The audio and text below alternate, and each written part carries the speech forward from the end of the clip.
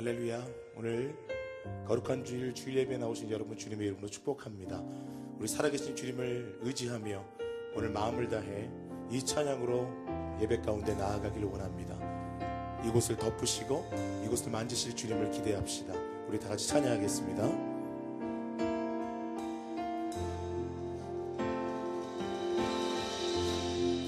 지극히 높은 주님의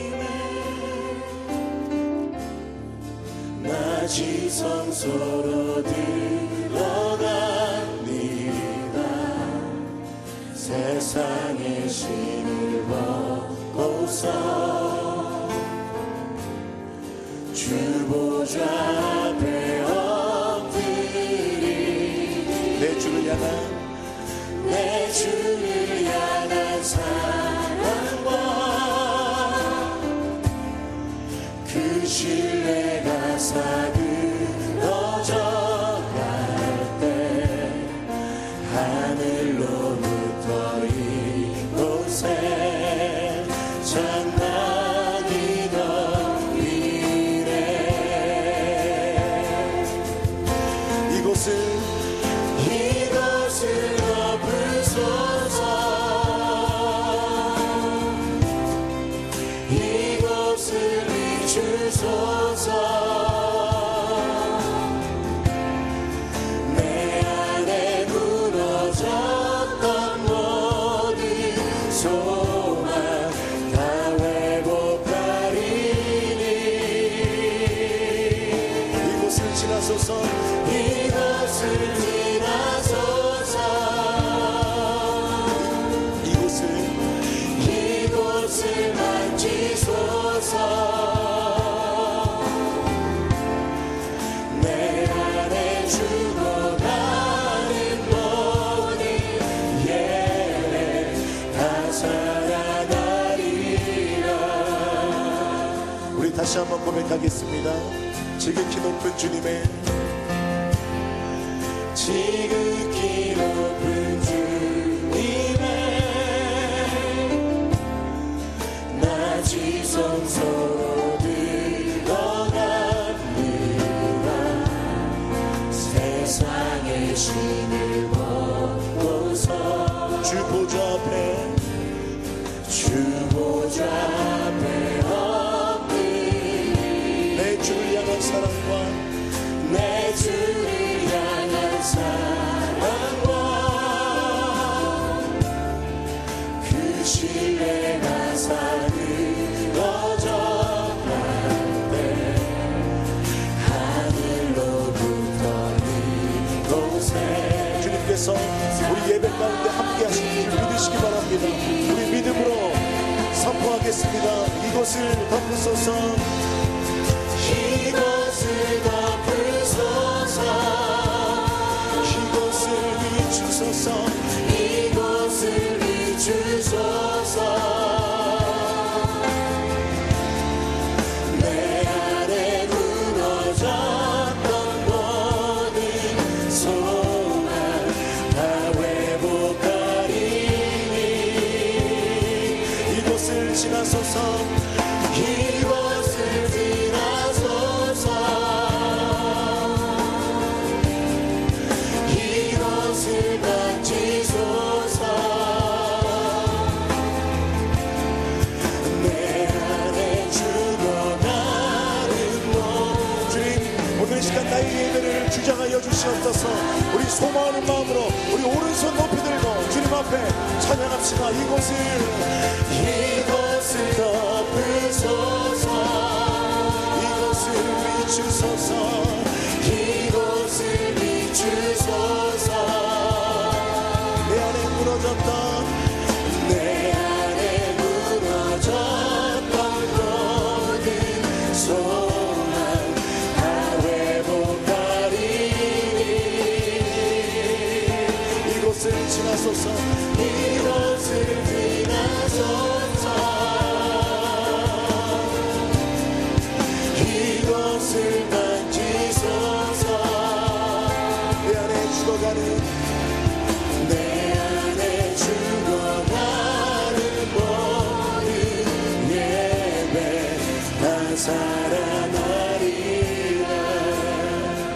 이곳을 지나소서 이곳을 지나소서 이곳을 만지소서 이곳을 만지소서 내 안에 죽어가는 모든 예배 내 안에 죽어가는 모든 예배 다 살아나리.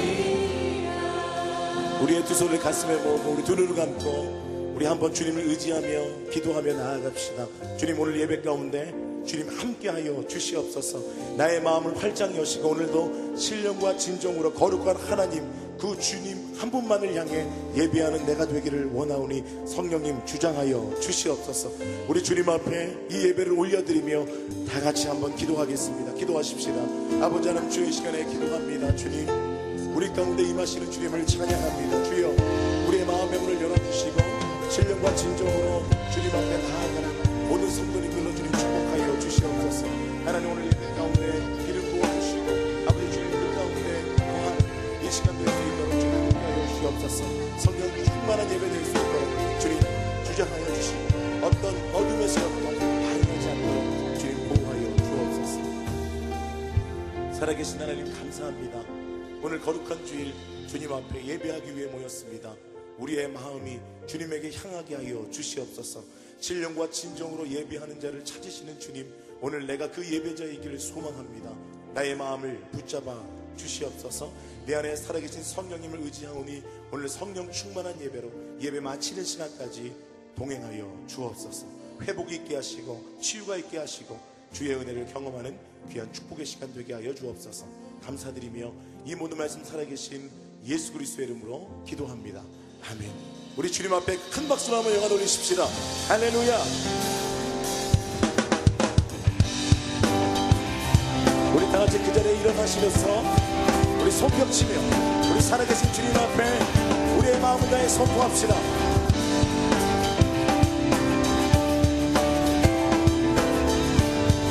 우리 왕이신 주님께 찬양합니다. 주의 이름 높이며 주의 이름 높이며 주를 찬양하리라. 나를 구하러 오신 주를 기뻐하라. 우리 한 번 더 주의 이름 높이며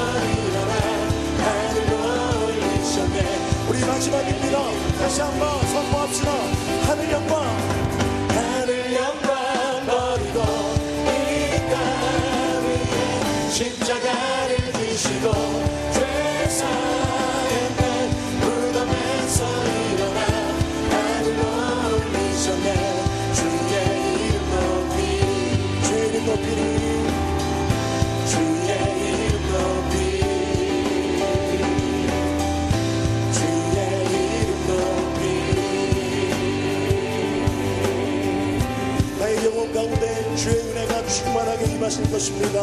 우리 주님 앞에 찬양합시다. 내 영혼이 은총이 주간 죄지 벗고 보니 슬픔 많은 이 세상도 천국으로 말하도다.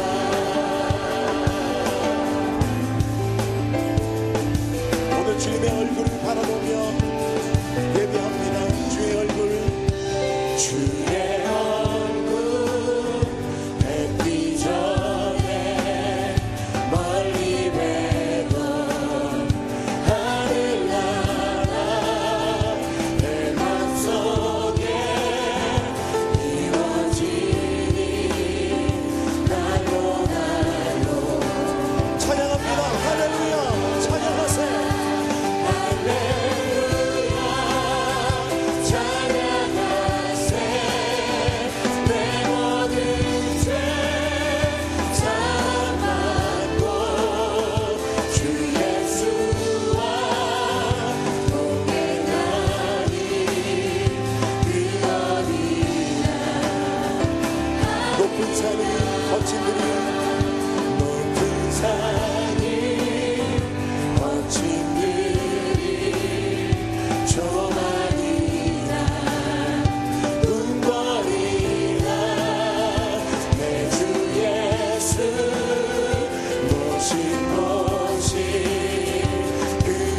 오늘 우리의 예배 가운데 우리 예수님께서 함께 계십니다. 할렐루야. 찬양. 할렐루야. 찬양하세.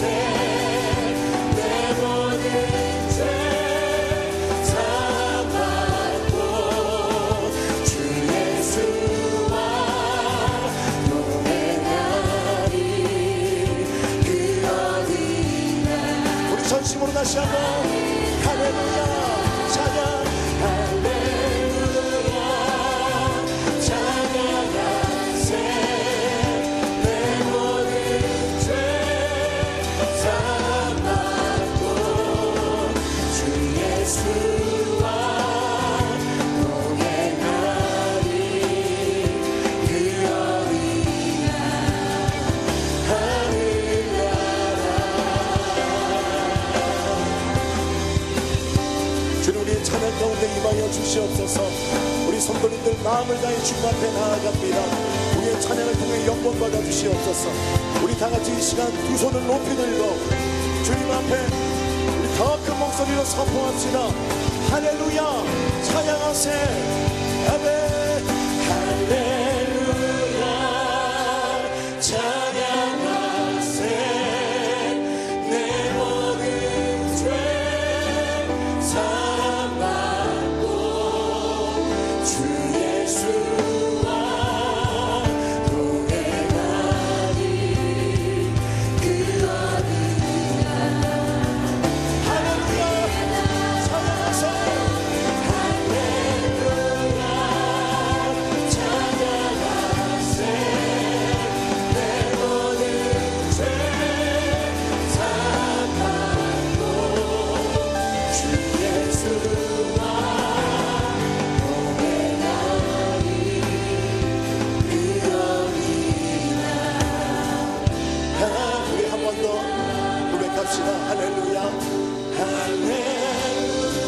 찬양하세요. 찬양하세. 내 모든 죄 사함받고 주 예수와 동행하리 그 어디나. 우리 마지막 한 번 더. 자, 주님을 의지하십시다. 할렐루야. 찬양하세. 내 모든 죄 사함받고 주 예수와 동행하리 그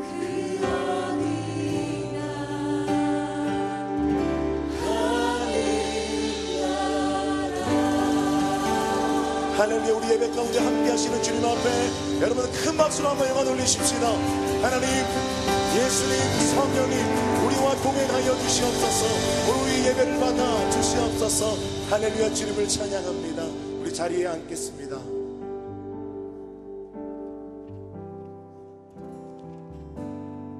우리의 모든 것을 주장하시는 주님 앞에 우리 믿음으로 찬양하며 나아가겠습니다.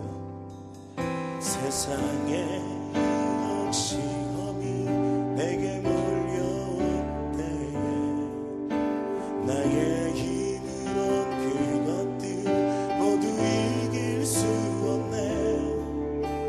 거대한 폭풍 가운데 위축된 나의 영혼 어찌할 바를 몰라 헤매이고 있을 때 주를 찬양하십시오.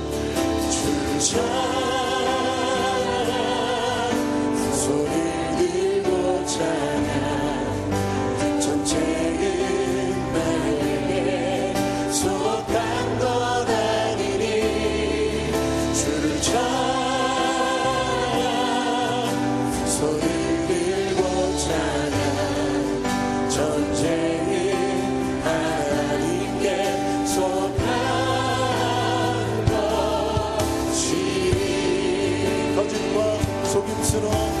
거짓과 속임수로 가득 찬 세상에서 어디로 갈지 몰라 머뭇거리고 있네.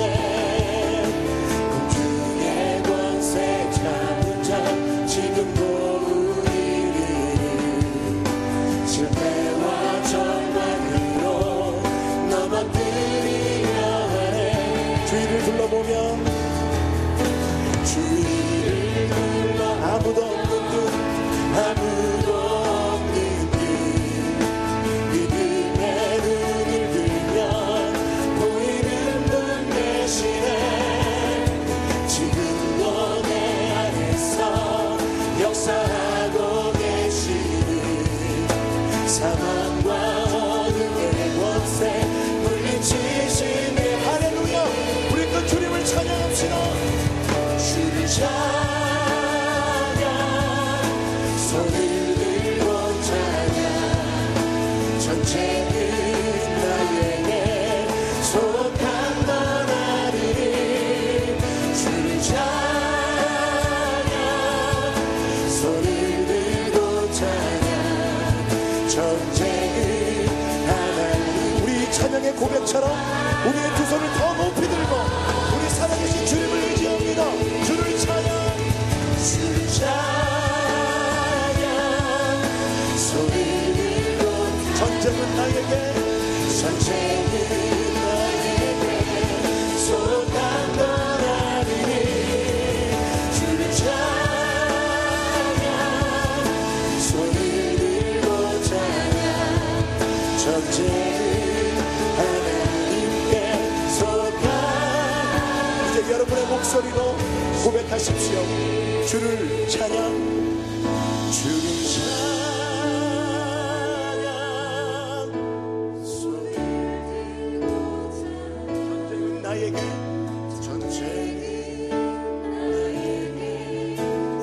속한 건 아니니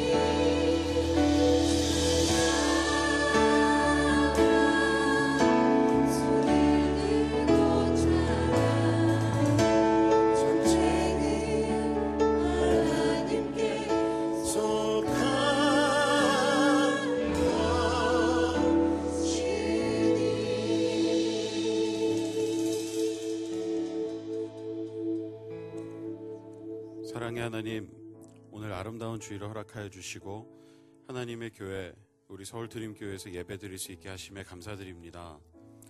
사람의 시선으로 기도의 응답을 판단하는 우리들은 하나님께서 허락하신 일상의 많은 것들을 당연하게 여기고 감사를 잊고 살아갑니다. 오늘 이 시간 하나님께서 우리에게 허락하신, 또 아직 허락하지는 않으셨지만 하나님의 계획 안에 있는 모든 일들로 인해 감사드립니다. 어떤 상황에도 하나님께서 늘 우리와 함께 걷고 계심을 믿고 의지합니다. 감사함으로 우리의 삶에 기쁨이 넘치게 하여 주시기 원합니다. 서울 드림교회를 위해 기도합니다. 세상을 향한 소망과 비전으로 심겨진 우리 서울 드림교회가 한 영혼을 향한 하나님의 마음과 하나님의 심정을 잊지 않게 하시고 하나님의 선한 영향력과 예수님의 향기를 날리는 열매 맺는 교회가 되게 하여 주시옵소서. 수많은 교회들 중에 또 하나의 교회가 되지 않게 하시고 추운 겨울 외롭고 힘겨운 사람들을 녹이고 위로하는 따뜻한 교회가 되게 하여 주시옵소서. 세우신 두 분 목사님께 기름 부으시고 영적 권위와 능력을 더하여 주셔서 우리 성도들의 삶과 역사에 선한 영향을 끼치는 하나님의 리더들이 되게 하여 주시고 우리 서울 드림교회가 하나님이 꿈꾸시고 기뻐하시는 교회가 되게 하여 주시옵소서. 나아가 한국교회가 영적 권위로 회복하게 하시고 세상의 권위가 아닌 희생과 기도와 섬김으로 세상에 선한 영향력을 끼치게 하옵소서. 국가를 경영하는 지도자에게 선한 마음과 영향력을 전할 수 있는 준비된 하나님의 사람들을 보내주시고 국민을 위로하고 섬길 수 있는 나라가 되게 하여 주시옵소서. 북녘의 동포들, 특별히 배고픔과 질병, 죽음의 공포에 노출된 어린이들을 위해 기도합니다. 복음이 전해질 때까지 어린이들의 생명을 지켜주시고 하늘의 위로와 평안을 허락하여 주시옵소서. 하나님의 마음을 품고 열방을 섬기는 선교사님들을 위해 기도합니다. 자신의 삶과 가족 그리고 인생을 하나님께 헌신한 그분들을 축복하시고 평안을 허락하여 주시옵소서. 어려워진 경제로 인해 많은 지역의 선교사님들이 어려움을 겪고 있다는 소식도 들립니다.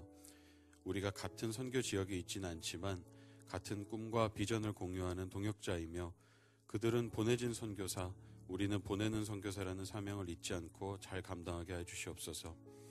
그분들의 사역과 기도와 마음을 함께 공유하는 거룩한 부담을 나눠지게 하여 주시옵소서. 이 시간 말씀을 전하실 목사님께 기름 부으시고 예배를 드리는 우리들이 한 주를 살아갈 영의 양식을 공급받는 은혜의 시간 되게 하여 주시옵소서. 예배에 우리와 함께 하시는 하나님, 모든 영광을 하나님 홀로 받아 주시옵소서. 예수님의 이름으로 기도드립니다. 아멘.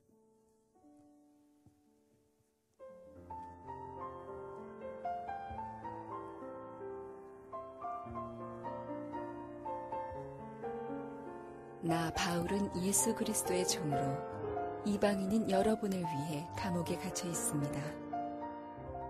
여러분도 분명히 알고 있듯이 하나님께서는 여러분에게 은혜를 나타내시려고 내게 이 일을 맡기셨습니다. 전에 내가 편지에도 간단히 말했듯이 하나님께서는 내게 계시로 비밀스런 계획을 알려주셨습니다. 그것을 읽어보면 내가 그리스도에 관한 신비로운 진리를 어떻게 깨닫게 되었는지 알 수 있을 것입니다. 옛날에는 이 비밀스러운 진리를 아무도 깨달을 수가 없었습니다. 그러나 이제는 성령을 통해 그의 거룩한 사도들과 예언자들에게 이 신비로운 진리를 보여주셨습니다.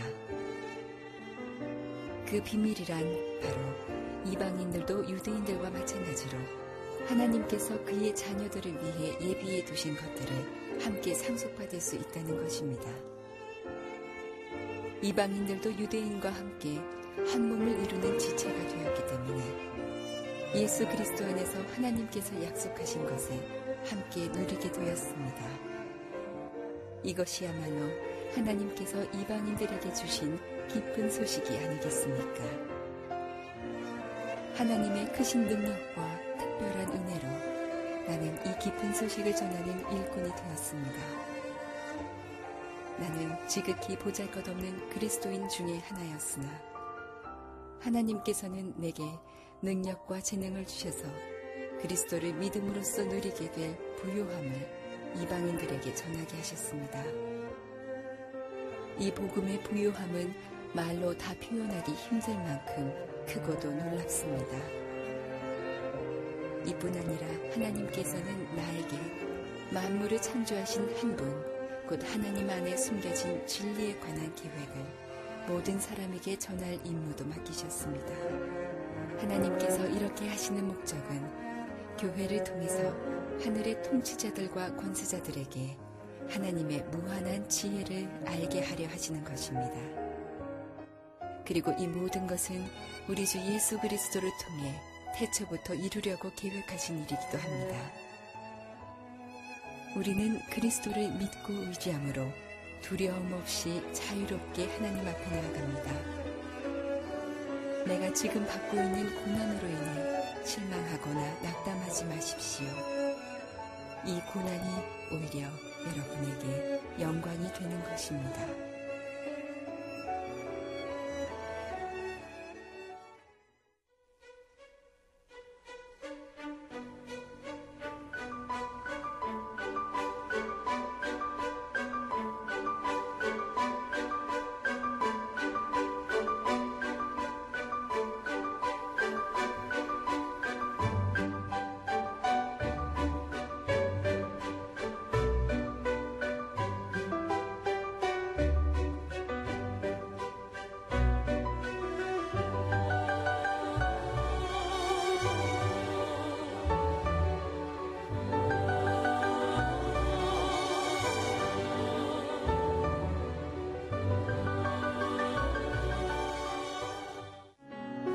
하나님께서 저를 너무 사랑해 주셔서 감사드렸어요. 그래서 저를 여기까지 불러주신 거예요.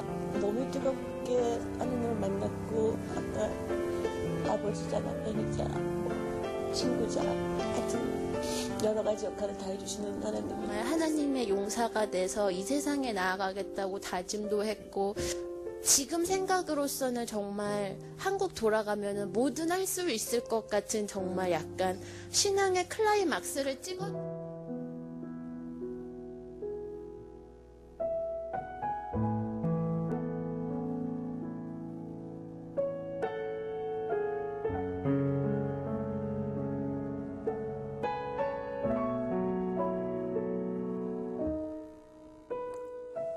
주일 예배에 오신 여러분들 주의 이름으로 환영하고 축복합니다. 하나님의 은혜가 여러분들에게 충만하게 되기를, 그런 주일이 되기를 바랍니다. 영상 보신 대로 4월달에 그리고 8월달에 서울드림교회가 준비하는 두 가지 여행이 있습니다. 첫째는 이스라엘 성지를 한번 다녀오는 여행이고요.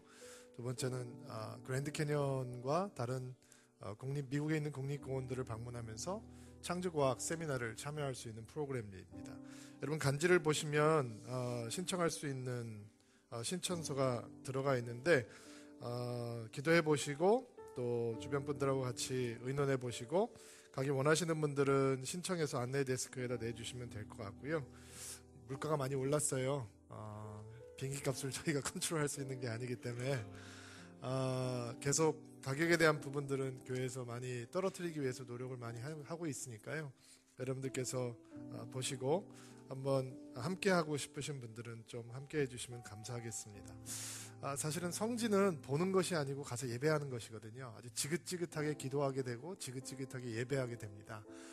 또 세례를 안 받으신 분들은 거기서 직접 예수님께서 세례 받으셨던 곳에서 세례 받을 수 있는 은혜도 가질 수 있고, 주께서 걸으셨던 곳을 걷는다는 것 자체만 해도 은혜가 되는 거니까 함께 해주시면 감사하겠고요.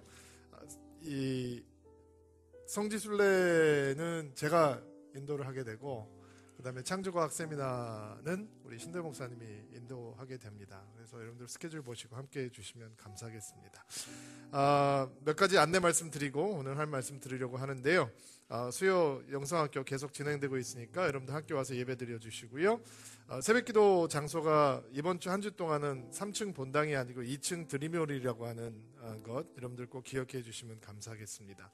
다음 주가 구정인데 구정 때는 모든 예배 정상적으로 진행되고요. 새벽기도도 마찬가지입니다. 단 구정 당일이 주일날 주일이기 때문에 드림 플러스 예배는 하루 한 주 휴강하도록 하겠습니다.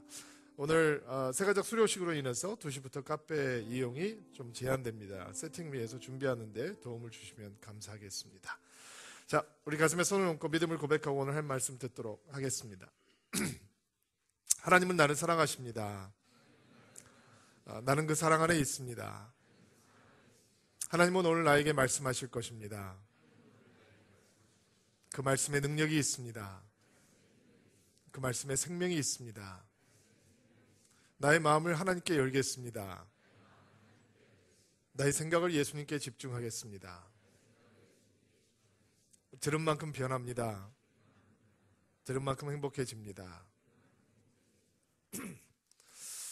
예수님을 믿으면서 사람들이 얻게 되는 축복 가운데 하나는 사람들이 가장 혼란스러워하는 인생의 중요한 질문에 대한 답을 찾게 된다라는 것입니다. 그 첫 번째, 사람들이 많은 혼란을 겪으면서 간절히 알기 원하는 것은 내가 누구인가라고 하는 것에 대한 답입니다. 내가 누구인가. 사실 많은 철학들이 이 질문 속에서 탄생을 했고, 많은 종교들이 이 질문 속에서 깊은 사상을 만들어내기도 했습니다. 나는 누구인가. 이 정체성에 대한 질문이 우리가 예수 그리스도를 믿으면서 우리는 하나님의 자녀이다라고 하는 새로운 정체성을 갖게 될 때 명쾌한 답을 얻게 되는 것이죠. 우리가 하나님을 아버지라고 부를 수 있는 자녀이다. 그분의 아들이고 그분의 딸이다. 그 사실을 깨닫는 것 자체가 우리 인생의 가장 근본적인 전환점을 가져다 줄 수 있는 계기가 된다라는 것입니다. 내가 너무도 사랑을 받고 있다는 사실, 하나님의 자녀라고 하는 것이 내가 너무 존귀한 자이고 너무 사랑받고 있다라고 하는 사실을 보여주는 것이기 때문에 그것을 깨달음으로써 진정한 나의 정체성을 확립해 갈 수 있는 것이죠. 나는 누구이냐라고 질문을 했을 때 여러분은 나는 하나님의 사랑받고 존귀한 자녀이다라고 고백할 수 있는 거예요. 두 번째는 이거보다 조금 더 찾기가 힘든 질문인데요. 두 번째, 사람들이 가장 혼란스럽게 그 답을 찾는 질문은 내가 그러면 무엇을 하고 살아야 되는가? 내가 존재하고 있는 의미가 무엇인가? 라고에 대한 그 질문에 대한 답입니다. 사명, 의미 혹은 목적에 대한 답을 사람들이 찾고 있다는 거죠. 사실 이거에 대한 답을 못 찾으면 그냥 열심히 살면 된다라고 생각을 합니다. 혹은 내가 좋아하는 것을 열심히 하고 살면 내 인생의 목적이 달성된다라고 생각하기가 쉽습니다. 그래서 사람들이 나는 누구인가 혹은 나는 왜 존재하는가에 대한 답을 찾기 위해서 어떤 수고를 불사하냐면 내가 좋아하는 게 뭔가라는 것을 찾아다니는 거예요. 근데 사람이 좋아하는 건 빤합니다. 자기가 좋아하는 것에 끌려서 자기의 열정과 자기의 재능과 자기의 재정과 시간을 투자하면서 살아보지만 인생을 마무리할 때 내가 정말 나의 목적을 다 달성하고 이 인생을 마무리하는구나 라고 확신을 가질 수 있는 사람들은 그렇게 많지 않은 것 같습니다. 사실 내가 왜 존재하는가, 나의 존재 이유가 무엇인가에 대한 답을 찾기 위해서 예수님을 향한 열정을 가진 20대도 고민하고 이제 인생을 얼마 안 있으면 마무리해야 되는 노년의 신사들도 고민하는 것은 마찬가지인 것 같습니다. 얼마 전 저희 새로운 교인들을 만나는 자리에서 이제 거의 80에 돼가시는 어르신께서 인사를 하기 위해서 내려오셨습니다. 그리고 무언가 하나님을 위해서 하고 싶다는 거예요. 예수 믿은 지 얼마 안 되신 분이고 교회를 오신 지 무언가 하고 싶다는 거예요. 자기도 열정이 있다는 거예요. 당신께서도 열정이 있으시다는 거죠. 그래서 주일학교 교사가 되기로 헌신을 하셨다는 거예요. 당황스럽죠, 전도사님들은. 그런 헌신이 어디서 나올 수 있을까? 바로 그거죠. 인생을 그렇게 오랫동안 사신 어르신께서도 내가 왜 존재해야 되는지, 회사만 30년, 40년 다니고 은퇴하기 위해서 사는 건 아닐 텐데, 저금통장 여러 개 만들어 놓고 그냥 애들 장가 보내고 시집 보내고 전셋집 얻어주고 하는 것으로 내 인생의 의미가 있는 것이 아닐 텐데 굉장히 답을 찾고 싶어 하죠. 바울이 사실은 이 인생이 자기가 왜 존재해야 되는지에 대해서 끊임없이 고민하고 갈등하는 사람이었던 것 같아요. 어쩌면 그 인생의 의미를 제대로 확인할 수 없었기 때문에 그는 자기의 열정을 쏟아내면 거기에 진정한 자기의 인생에 존재하는 목적을 찾을 수 있을 것이다 라고 생각했는지도 모르겠어요. 왜냐하면 바울은 예수님을 알기 전부터 엄청난 열정의 사람이었어요. 유대교를 향한 확신과 소신이 너무너무 강렬해서 예수 그리스도를 믿는 사람들이 좀 이상하다라는 얘기를 듣고 자기 일처럼 뛰어들어서 예수 믿는 사람들을 핍박하고 스데반이 죽는 자리에서 증인이 되고 그것을 집행하는 사람이 되었죠. 그 사람이 엉터리가 아니었거든요. 가마리엘이라고 하는 뛰어난 학자 밑에서 평생 공부를 한 지성인이었고, 사네드린이라고 하는 공회의 젊은 의원이었고, 로마의 시민이었고, 모든 것들이 다 갖추어져 있는 지성인이고 리더였는데도 불구하고 그에게는 불 끓는 열정이 있었어요. 그리고 예수를 믿는 사람들을 잡아서 감옥에 가두고 핍박을 하는 일, 그것을 예루살렘에서 할 뿐만 아니라 멀리 떨어져 있는 곳까지 다니는 것을 불사하고 자기는 그렇게 열심히 살면 자기 인생에 존재하는 의미를 발견할 수 있을 것이다 라고 생각했는지도 모르겠어요. 그런데 그의 인생에 어떤 변화가 다가오죠. 그가 다메섹으로 가던 길에 빛으로 오신 예수 그리스도를 만나게 돼요. 예수님은 보이지 않는 거예요. 음성만 들리는 거예요. 사람들이 알 수 없는 밝은 빛이 나타나고 그는 말에서 떨어지게 되죠. 그리고 하늘에서 소리가 들려오는 거예요. 사울아, 내가 왜 나를 핍박하느냐? 누구이십니까? 주님, 나는 내가 박해하는 예수다. 그리고 사울이라고 하는 사람은 충격에 빠지게 되죠. 그리고 장님이 되어서 3일 동안 금식을 하고 하나님 앞에 기도하는 시간을 갖게 됩니다. 근데 예수님께서 사울에게 나타나셔서, 사울은 히브리 이름이고 바울은 로마 이름이에요. 그러니까 제가 좌슈버라고 하는 이 영어 이름이 있고 한국 이름이 있는 것처럼 바울도 히브리 사람들하고 만났을 땐 사울인 거고, 로마 말을 하는 로마 문화권에 있는 사람들하고 얘기를 할 땐 바울인 거예요. 자, 사울이 예수님을 처음 만난 다음에 예수님께서 사울에게 뭐라고 말씀을 하시냐면, 사도행전 9장 6절 말씀 한번 읽어주시겠어요? 자막을 통해서 시작.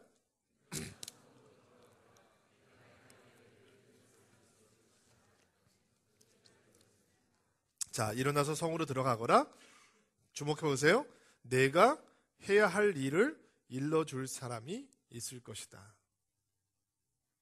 사도 바울이 지금 할 일 없는 사람이 아니에요. 출장을 증서를 받아가지고 다메섹에 가서 예수님을 믿는 사람들을 핍박하기 위해서, 감옥에 넣기 위해서 온 사람이라고요. 굉장히 바쁜 사람이에요. 백수가 아니에요. 그래도 그 나라의 종교의회의 의원이요, 그는 뛰어난 리더였어요. 그런데 예수님께서 뭐라고 말씀하시죠? 네가 그렇게 열정을 가지고 하던 그 일 말고 내가 너에게 어떤 일을 해야 되는지 너에게 일러줄 사람이 그 다메섹 도시 안에 살고 있다라고 말씀하고 계시는 거예요. 예수님께서 바울의 인생의 의미를, 목적을 다시 바꾸고 계셨다는 것이죠. 자, 바울이 거기서 기도를 합니다. 기도하는 가운데 어떤 사람이 와서 자기에게 안수를 하고 기도해 주니까 자기가 눈을 다시 보게 되는 환상을 보게 되었어요. 그 똑같은 시간에 하나님께서 아나니아라고 하는 그리스도의 제자에게 찾아가셔서 말씀하시기 시작합니다. 아나니아야, 저희 가면 사울이라고 하는 사람이 지금 기도하고 있는데 그가 환상 중에 네가 와서 기도하니까 눈을 뜨는 것을 보게 됐어. 가서 기도해 줘. 근데 아나니아가 깜짝 놀랍니다. 하나님을 가르치려고 합니다. 하나님, 저 사울이 어떤 인간인지 잘 모르시는 모양인데요, 저 사람 지금 여기 들어온 이유가 있어요. 우리 잡으려고 온 거예요. 근데 저보고 거기 가라고요? 안 되죠. 그렇게 하면 안 되는 거죠. 지금은 숨어 있어야 되는 거예요. 저 사람이 나타났으니까 납작하게 엎드려서 사람들한테 대피 명령을 내리고 숨어 있어야 되는 거예요. 거기 가면 안 되는 거예요. 내가 그 사람 앞에 나타나는 순간 나는 감옥에 가게 돼요. 나는 잡히게 돼요. 고난을 당하게 된다고요. 이런 대화들이 오갔던 것 같아요. 근데 하나님께서 뭐라고 말씀하시냐면 사도행전 9장 15절 16절 말씀 읽어볼게요. 시작.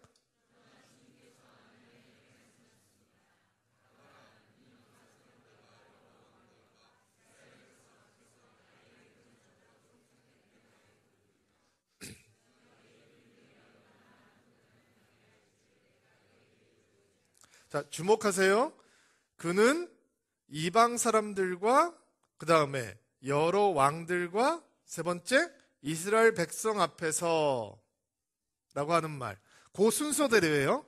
바울이 어떤 존재이냐, 바울이 어떤 일을 하면서 그의 인생의 목적을 달성할 거냐, 그 순서대로 정해져 있는 거예요. 바울은 누구를 위한 인생이에요? 이방 사람들을 위한 인생이라는 거예요. 하나님으로부터 멀리 떨어져 있던 이방인들에게 복음을 전하기 위해서 부름받은 사람이라는 거예요. 또 뭐라고 그랬죠? 여러 왕들과. 베드로는 여러 왕들 앞에 설 수 없는 무식쟁이에요. 평생 그물질하고 살았던 사람이기 때문에 그 사람이 쓴 글을 보면 문법도 다 틀리고 앞뒤도 안 맞고 도대체 이 사람이 무슨 얘기를 하려고 그러는지 힘들게 이게 도대체 무슨 뜻이야 라고 할 정도로 글도 잘 못 쓰는 사람이에요. 베드로 전서와 베드로 후서가 약간 문체가 달라요. 하나는 누가 써준 것 같아요. 글을 이렇게 불러줬는데 누가 써주지 않았나라고 학자들이 생각을 해요. 하나는 진짜 못 썼어요. 엉터리로 썼어. 이거는 아마 베드로가 썼을 것이다.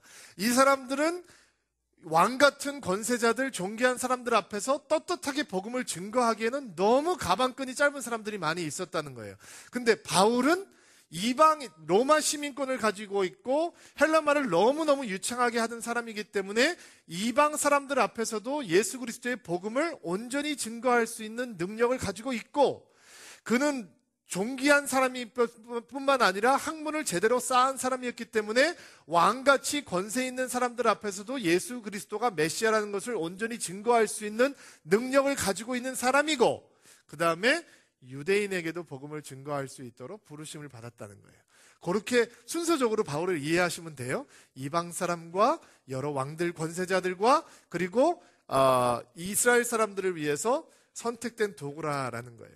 자, 바울이 예수님이라고 하는 분을 향해서 그의 마음을 열고 그분을 사랑하고 그분을 헌신하고 그분을 믿겠다고 작정하기 전에 하나님께서는 그의 인생의 목적이 무엇인지 이미 그림을 그려놓으셨다는 거예요. 너 지금 다메섹 안으로 들어가. 내가 앞으로 무슨 일을 해야 되는지 보여줄 사람이 있을 거야. 아나니야, 너 가서 기도해. 왜냐하면 그 바울이라고 하는 사람은 이방 사람과 권세자들과 이스라엘 사람 앞에서 나를 증거할 사람인 거야. 그런데 바울의 인생이 예수님을 만나기 전까지는 편했어요. 예수님을 만난 다음부터는 편치 않아요. 예수님의 복음을 증거하면, 예수님께서 메시아라고 하는 설교를 하면 돌 맞아요. 매질당해요. 감옥에 갇혀요. 고문당해요. 배를 타면 파선하고, 길을 가면 강도를 맞고, 기적을 베푸면 폭동이 일어나요. 바울이 그렇게 살았어요. 그리고 지금 편지를 쓰고 있는 이 순간도 어디서 쓰고 있다고요? 감옥에 갇혀서 편지를 쓰고 있는 거예요. 근데 그의 인생에 있어서 이런 고난이 닥쳐오는데도 어디를 보아도 그는 내가 예수 믿고 이거 내가 진짜 손해보는 거야. 지긋지긋하다 이 고생. 정말 하나님이 원망스럽다라고 하는 얘기가 등장하지 않아요. 왜요? 예수님께서 인간이 가장 혼란스럽게 찾기 원하는 두 번째 답. 그 두 번째가 뭐라 그랬죠? 나는 무엇을 하면서 살아야 하는 존재인가에 대한 답을 명확하게 주신 거예요. 매를 맞아도, 돈을 빼앗겨도, 파선을 당해도, 감옥에 갇혀도, 고문을 당해도, 돌로 맞아서 죽은 줄 알고 갖다 버려도 그는 하나님을 향한 열정과 그의 소명을 향한 열정을 놓치지 않고 있었어요. 그가 에베소 교회 편지를 쓰는 그 로마 감옥에 갇히기 전에 예루살렘에서 이렇게 얘기를 해요. 에베소에서 이렇게 얘기를 해요. 내가 지금 예루살렘에 가서 이제 잡힐 것 같다. 그러니까 장로님들이 막 막아요. 장로님들이 눈물을 흘리면서 바울한테 가지 말라고 그래요. 그때 바울이 뭐라 그런지 아세요? 내게 주신 사명을 이제 마치려 하니 내가 나의 목숨을 소중하게 여기지 않는다라는 고백을 해요. 그 정도로 그는 하나님을 향한 열정을 가지고 있었던 사람이에요. 그가 의지적인 노력으로 그렇게 하는 것이 아니라 하나님께서 그에게 부어주었던 인생의 목적이 무엇인지를 너무 분명하게 보고 있으니까 자기 목숨보다도 더 소중한 소명이 보이니까 그는 원망하지 않고 하나님 앞에 서 있을 수 있는 거예요. 1절과 2절 한번 읽어보세요. 그의 고백을 직접 한번 들어보죠. 오늘 본문 말씀 한번 읽어보시겠어요? 시작.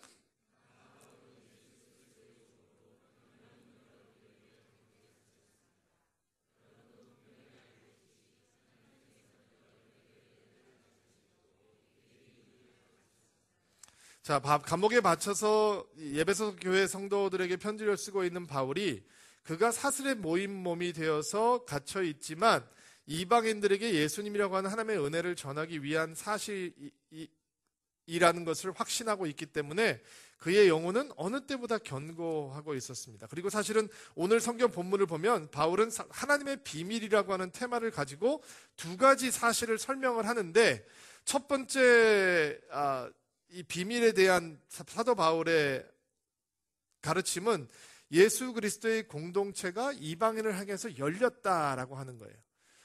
하나님의 나라라고 하는 하나님의 백성이 될 수 있는 자격이 유대인만 가지고 있는 것이 아니라 이방인들에게도 그 자격이 주어졌다라는, 사실은 여러분과 저의 마음속엔 그게 감동이 안 돼요. 우리는 이방인이잖아요. 그러니까 어떻게 그게 비밀이 될 수 있지, 클릭이 안 되는 거죠.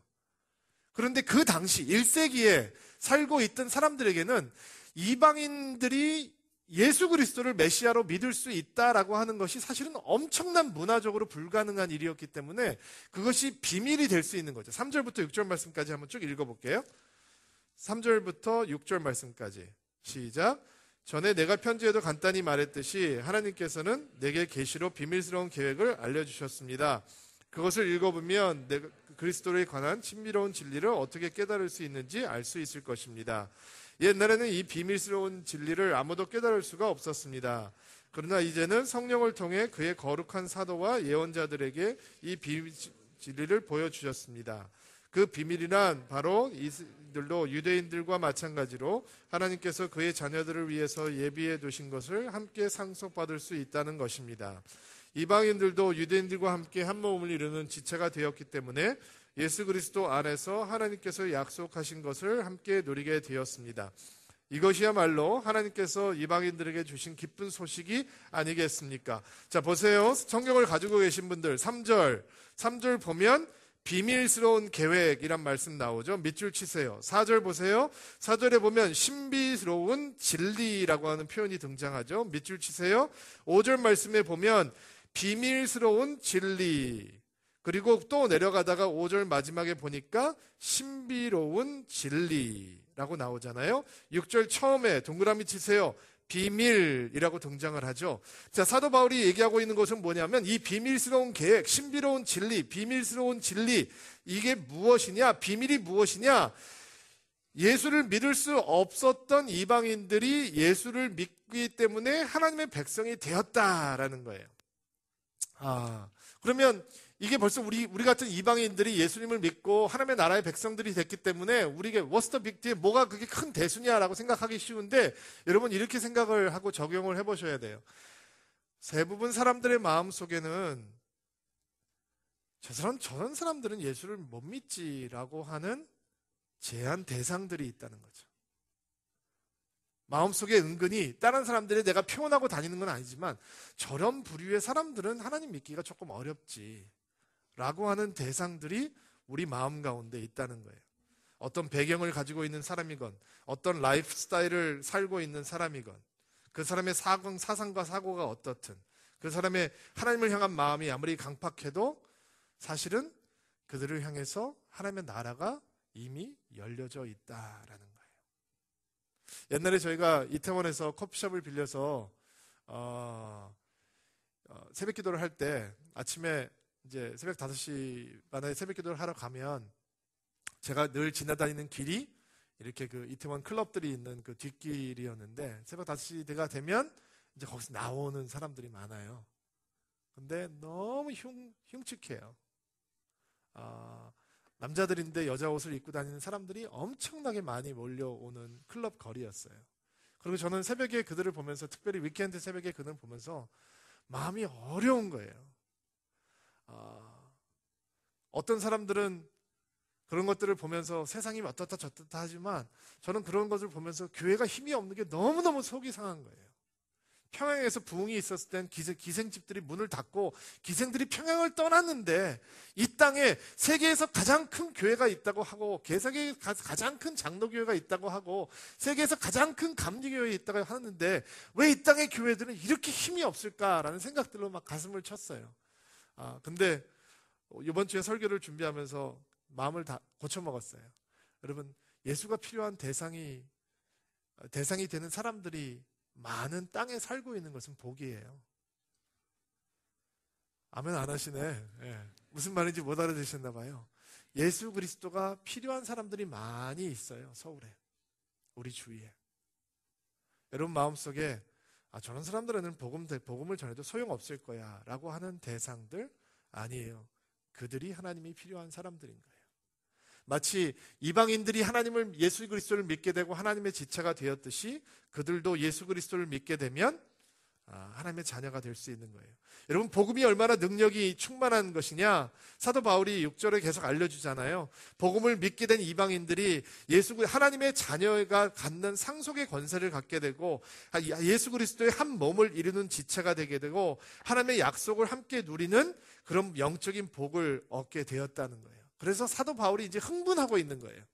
사도 바울이 내가 당신들에게 비밀을 알려줄게. 비밀은 이것이야. 감추어뒀던 신비로운 진리는 이거야. 유대인들뿐만 아니라 이방인들도 하나님을 믿고 예수 그리스도로 말미암아서 하나님을 믿고 하나님의 자녀가 되고 약속에 참여한 자가 되고 하늘의 권세를 가질 수 있는 사람이 될 수 있다는 거지. 근데 사도 바울의 흥분은 이제 시작이에요. 진짜 흥분은 지금부터예요. 7절 말씀 한번 읽어주세요. 시작.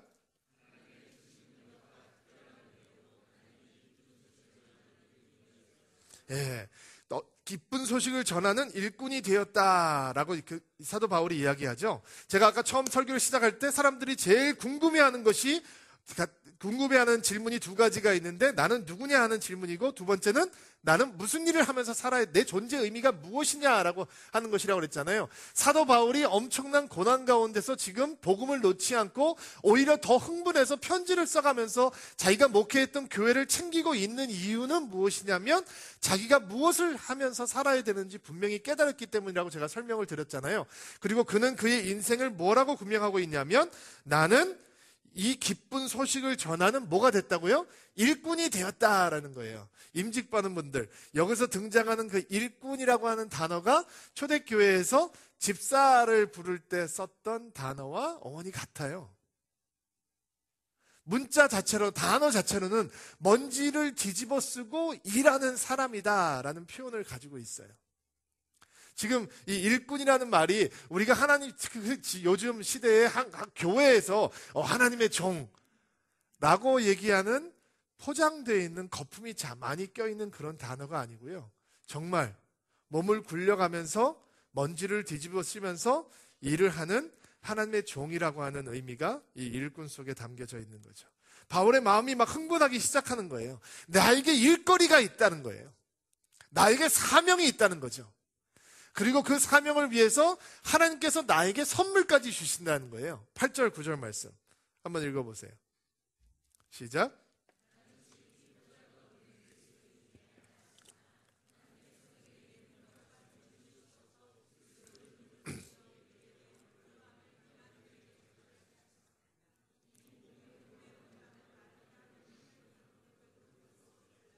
(9절) 말씀까지도.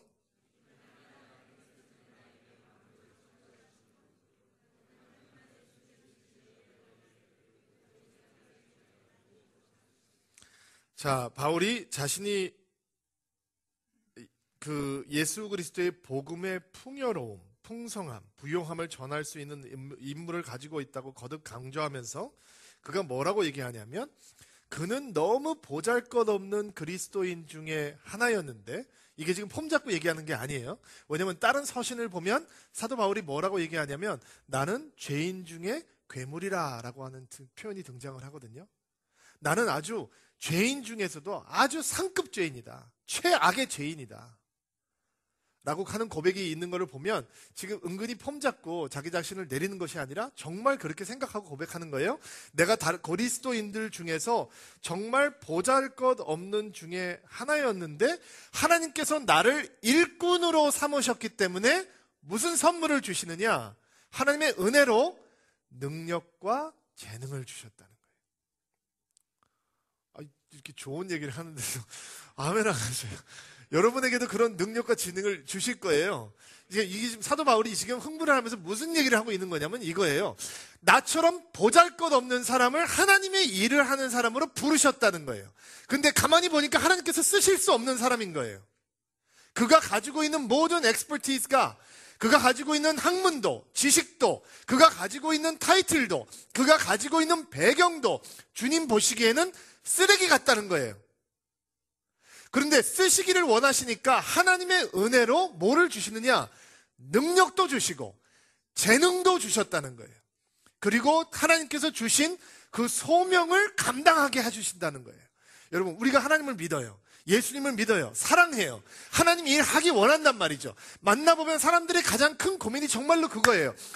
제가 하나님이 나에게 무엇을 원하는지만 깨달을 수 있다면, 그거를 할 수 있다면 너무너무 좋겠습니다 라고 얘기하는 거예요. 근데 어떤 일을 해보시지요 라고 얘기하면 사람들은 다 100이면 100 뭐라고 얘기하는지 아세요? 저는 할 수 없어요 라고 얘기해요. 맞아요. 당신은 할 수 없어요. 왜냐하면 모든 크리스찬 가운데서 보잘것없는 우리이기 때문에 우리 스스로는 할 수 없는 거예요. 근데 하나님께서 그것을 아세요. 그러니까 하나님께서 바울에게 능력과 은사를 주셨듯이 뭐를 주시겠어요? 여러분에게도 그것을 할 수 있는 능력과 그것을 할 수 있는 재능을 허락해 주신다라는 거예요. 너무 흥분이 되죠. 제가 이렇게 흥분을 하니 사도 바울은 자기가 직접 썼는데 얼마나 흥분을 하겠어요. 여러분, 더 이 흥분해야 되는 사실은요, 10절 말씀에 나와 있어요. 10절 말씀 한번 읽어보세요. 시작.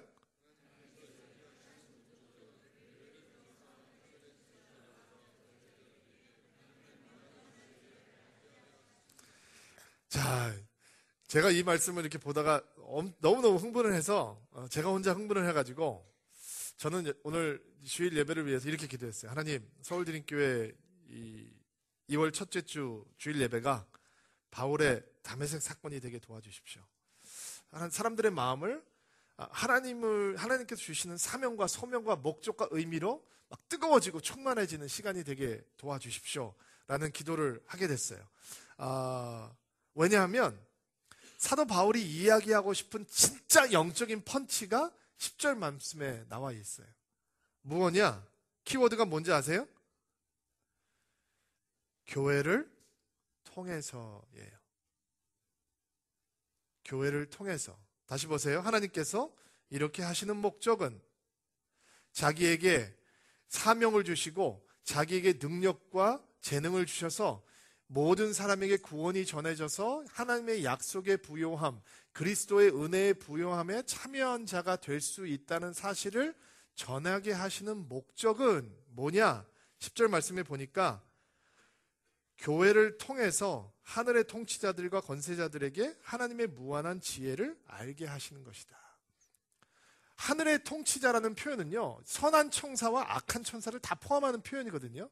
그 표현은 우리가 천사들한테 얘기를 한다는 것에 있지 않고 천사들도 모르는 비밀스러운 일들을, 하나님의 복음의 진리를 그 전할 수 있는 대상이 제한되지 않고 하늘에 있는 천사들 같은 존재들에게, 그리고 땅에 퍼져 있는 모든 사람들에게 누구를 통해서 전하게 하셨다고요?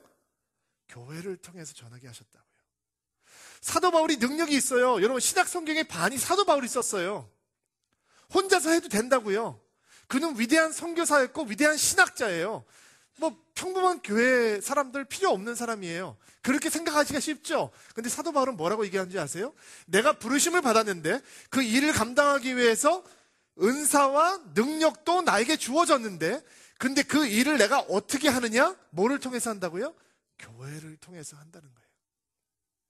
사람들이 평생 예수를 믿어요. 은혜를 받아요. 은사도 받고 재능도 받아요. 근데 내가 무엇을 해야 될지 몰라요. 가만히 생각해보면 혼자 하려고 해서 그런 것 같아요. 돈을 벌어서 하나님 일을 하고 싶대요. 근데 돈을 열심히 벌어요. 그리고 내가 내 재단을 만들어요. 근데 거기에 그거를 하면서도 하나님의 뜻이 뭔지 잘 구분이 안 돼요. 왜? 혼자 하는 거예요. 영광스러운 예수 그리스도의 공동체를 통해서 하지 않는 거예요.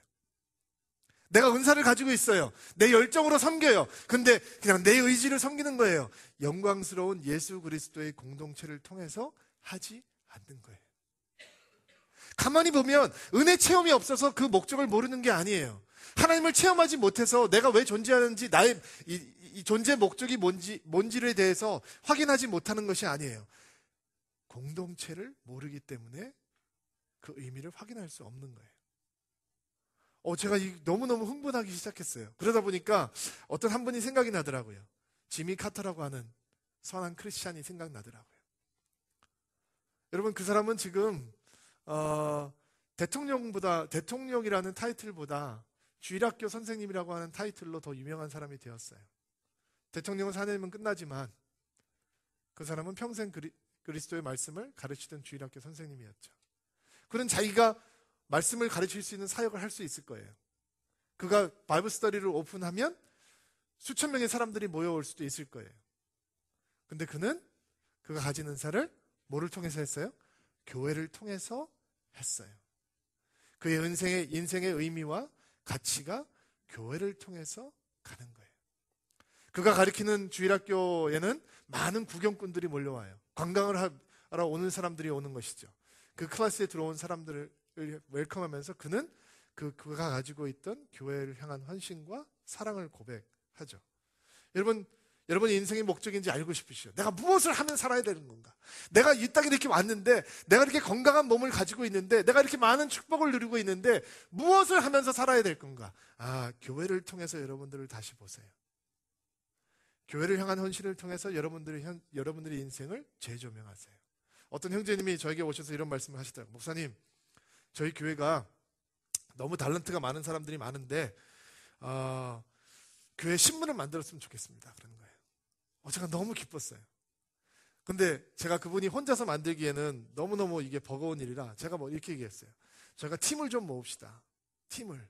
교회 신문을 만들려면 팀이 필요하니까 사진을 찍는 분도 필요하고 디자인을 하는 분들도 필요하고 글을 쓰는 분들도 필요하고 밥을 사는 분들도 필요하고 거기서 분위기 띄우는 사람도 필요하고 팀이 필요하니까 팀을 만듭시다. 팀이 만들어지지 않으면 신문은 한두 번 나오다 끝날 거니까 한 번 시작하면 오래 가야 되니까 그렇게 한번 해봅시다 라고 생각을 했어요.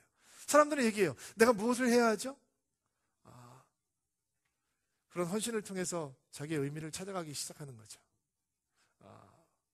여러분, 저는 이렇게 저기를 지나다니면서 격장 앞을 지나다니면서 그냥 예수 믿는 사람들이 좋은 영화를 만드는 것도 세상을 향한 선물이겠다라는 생각을 해요. 뮤지컬 광고를 보면서 서울드림교회가 1년에 뮤지컬 하나씩 올리면 좋겠다는 생각도 해요. 저는 이런 생각도 했어요. 우리가 뮤지컬을 새로 만들어야 되겠다라고 생각을 했었는데 사실은 레미제라블 같은 거 그냥 하면 안 되나라는 생각도 했어요. 이미 다 나왔는데 카피라이트 다 주고 우리 교인들이 춤추고 우리 교인들이 노래하고 우리 교인들이 연기하고 우리 교인들이 감독하고 우리 교인들이 다 음향하고 그렇게 하면 안 되나. 서울드림교회가 서울에게 주는 선물로 매년 레미제라블 뮤지컬 한다. 프로 배우들처럼 못한다고요? 우리 교회 프로 배우들 많아요. 뮤지컬 하는 사람들 굉장히 많거든요. 최고의 수준이거든요. 그들이 극장에 가서 하면 자기 직업이지만 교회를 통해서 하면 인생의 목적이 되는 거죠. 인생의 목적이 돈을 벌고 사는 것이 아니라면, 주께서 주시는 일을 하는 거라면 교회를 통해서 여러분의 인생의 목적을 규명하게 될 때 우리는 내가 왜 존재하는지, 주께서 나를 왜 부르셨는지 깨달을 수 있게 되는 것이죠. 여러분을 초청합니다. 이 헌신의 영광으로 여러분의 인생이 교회라고 하는 하나님의 영광스러운 공동체를 한번 거쳐가면 당신이 왜 이 땅에서 부르심을 받았는지 보고 경험하는 인생이 될 것입니다. 그 축복이 여러분들의 삶을 가득 채우게 되기를 주의 이름으로 축복합니다. 같이 한번 기도하겠습니다. 주님, 저희들에게 사명을 주시기를 원합니다. 인생의 목적이 무엇인지 발견할 수 있도록 은혜를 베풀어 주시기를 원합니다. 사도 바울에게 그 목적이 있었기에 그의 가슴이 뜨거운 열정으로 뛰었던 것처럼 우리 삶 가운데 하나님의 새로운 목적이 다가오므로 정말 주께서 원하시는 아름다운 영광의 예수 그리스도의 공동체를 향한 헌신을 확인할 수 있는 저희들 될 수 있도록 하나님께서 축복하여 주시옵소서. 성찬의 자리로 불러주시니 감사를 드립니다. 하나님께서 은혜를 주셔서 오늘 성찬의 자리에서 예수 그리스도를 만나며 예수 그리스도를 체험하는 귀한 시간이 될 수 있도록 도와주시옵소서. 예수님의 이름으로 기도하옵나이다. 내가 여러분에게 전해준 것은 주님께 받은 것입니다. 주 예수님께서 배반당하시던 날 밤에 빵을 들고 감사 기도를 드리신 다음 이렇게 말씀하셨습니다. 이것은 너희를 위한 내 몸이다. 나를 기억하면서 이것을 행하여라. 우리 같이 찬양하며 주님 몸된 떡을 받도록 하겠습니다. 아버지 사랑 내가 노래해, 아버지 은혜 내가 노래해, 그 사랑 변함없으신 거짓없으신 성실하신 그 사랑, 사양 갈 때 꺾지 않으시고 꺼져가는 눈불 끄지 않는 그 사랑 변함없으신 거짓없으신 성실하신 그 사랑,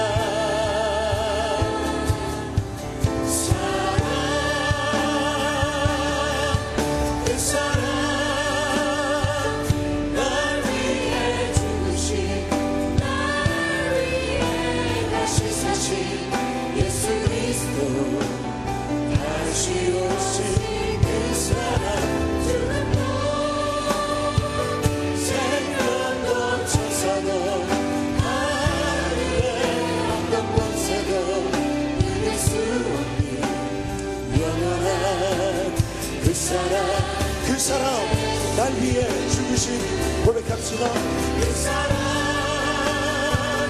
날 위해 죽으신, 날 위해 다시 사신 예수 그리스도, 다시 오신 그 사람, 죽음도 생명도 천사도 하늘의 어떤 권세도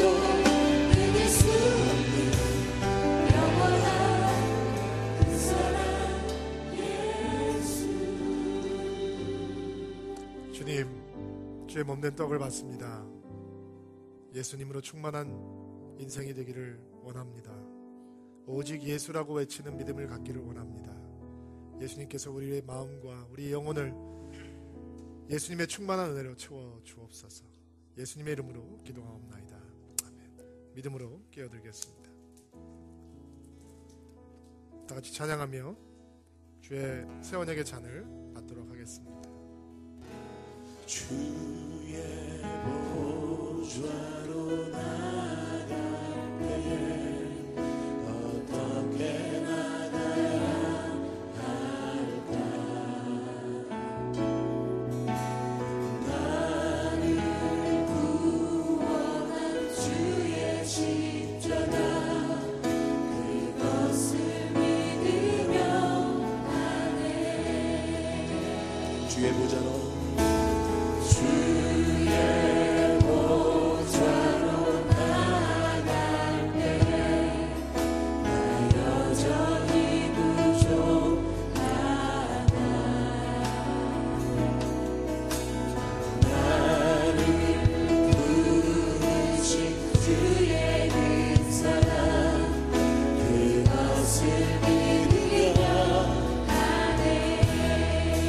자격 없는 내 힘이 아닌, 자격 없는 내 힘이 아닌, 오직 예수님의 보혈로, 자격 없는 내 힘이 아닌, 오직 예수님의 보혈로, 십자가의 보혈,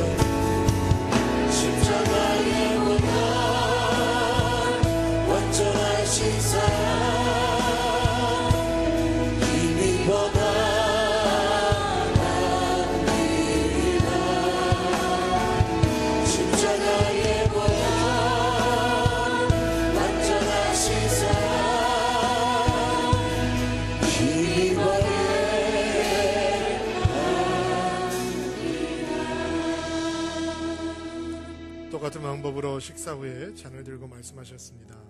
이 잔은 내 피로 세우는 새 언약이다. 이 잔을 마실 때마다 나를 기억하면서 이것을 행하여라. 여러분은 이 빵을 먹고 잔을 마실 때마다 주님이 오실 때까지 주님의 죽으심을 전하십시오. 이 시간 주의 잔을 들기 전에 우리 같이 한번 기도합시다. 십자가를 바라보며 다시 한번 주의 은혜를 의지합시다. 주여 감사합니다. 예수 그리스도의 보혈의 능력으로 우리에게 죄사함이 임해왔습니다. 하는 거룩하고 순결한 인생이 될 수 있도록 도와주옵소서. 죄를 멀리하는 인생이 되게 도와주옵소서. 주님 앞에 온전히 헌신하며 주님과 동행하는 인생이 될 수 있도록 주께서 기름 부어 주옵소서. 같이 한번 통성으로 기도하며 주 앞으로 나아갑니다. 할렐루야. 하나님, 주의 십자가를 바라봅니다. 갈보리에서 우리를 위해서 죽어주신 예수 그리스도를 주목합니다. 십자가의 은혜를 기억합니다. 아버지 하나님, 주님을 사랑함으로 죄를 멀리하는 저희들 될 수 있도록 도와주시옵소서. 예수 그리스도의 보혈의 능력으로 우리를 깨끗하게 씻어주심을 감사합니다. 아버지 하나님, 정결한 인생이 되어 주와 동행할 수 있도록 도와주옵소서. 거룩하고 순결한 인생이 되어 주님과 연합하는 인생이 될 수 있도록 도와주시옵소서.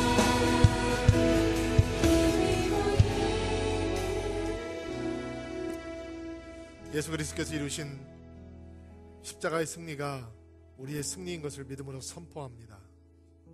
주여, 주와 함께 동행하며 이 세상을 믿음으로 정복하는 인생이 되게 도와주옵소서. 거룩하고 순결한 인생이 되어 주 앞에 부끄럽지 않은 인생이 될 수 있도록 도와주시옵소서. 주의 십자가를 놓지 않는 저희들 될 수 있도록 도와주옵소서. 예수님의 이름으로 기도하옵나이다. 아멘. 다 같이 믿음으로 참여하겠습니다. 우리 다 같이 일어나서 다시 한번 주 앞에 예배하며 나아가도록 하겠습니다. 하도록 하겠습니다. 봉헌하며 찬양하도록 하겠습니다. 오소서 진리의 성령님, 이 땅을 들며 임하소서. 거짓과 타며 죄악에 무너진 우리 가슴 정케 하소서. 오소서 은혜의 성령, 오소서 은혜의 성령님, 하늘 나르고 임하소서. 거룩한 불꽃 하늘로서 일어서 타오르게 하소서. 주 영광 위에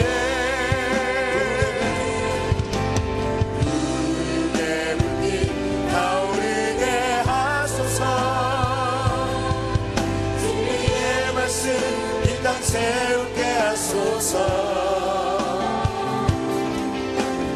은혜의 강물 흐르게 하소서.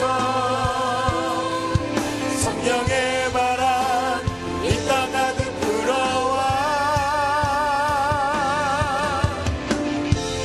흰옷 입은 주의 순결한 백성, 주의 영광 위에 일어나 열방을 치유하며 행진하는 영광의 빛 우리 믿음으로 선포합시다. 부흥의 불길 타오르게 하소서. 부흥의 불길 타오르게 하소서. 진리의 말씀 이 땅 새롭게 하소서. 은혜의 강물 흐르게 하소서. 성령의 바람 이 땅 가득 불어와 흰옷 입은 주의 순결한 백성, 주의 영광 위에 이제 일어나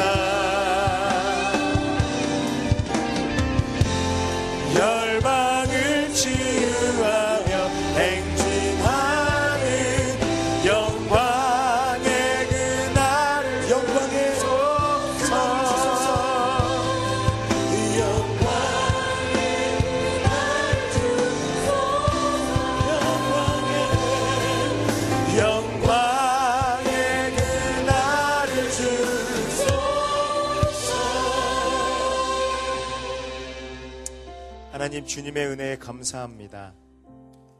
우리의 사고와 환경에 상관없이 우리를 하나님의 그 거룩한 자녀로 삼아주셔서 감사합니다. 하나님, 우리가 교회를 든든하게 세워가고 그러한 일꾼이 될 수 있도록 함께하여 주옵소서. 우리가 또한 그렇게 할 수 있도록 하나님의 그 능력과 재능을 우리 안에 부어주셔서 하나님의 그 비밀을, 놀라운 비밀을 우리의 눈으로 바라볼 수 있도록 도와주옵소서. 주님, 공동체를 통해서 그것이 드러날 수 있도록 믿음의 삶이 되어 하나님을 사랑하며 따라가는 우리가 모두가 될 수 있도록 축복하여 주옵소서. 주님께 감사하여 예물을 올려드립니다. 주님이 예물이 사용되는 곳곳마다 하나님의 그 사랑과 흔적이, 예수님의 놀라운 그 사랑의 풍성함이 드러날 수 있도록 주님 함께하여 주옵소서. 이제는 우리 주 예수 그리스도의 은혜와 하나님 아버지의 놀라우신 사랑과 성령님의 충만케 하신 역사가 교회를 사랑하고 교회 안에 주님을 향한 뜨거운 열정을 다시 한번 다짐하고 주님 앞에 일꾼으로 살아가고자 다짐하는 모든 드림인들 머리 위에 이들이 살아가는 모든 환경과 가정과 자녀들 위해 지금부터 영원까지 함께 하시기를 간절히 축원하옵나이다.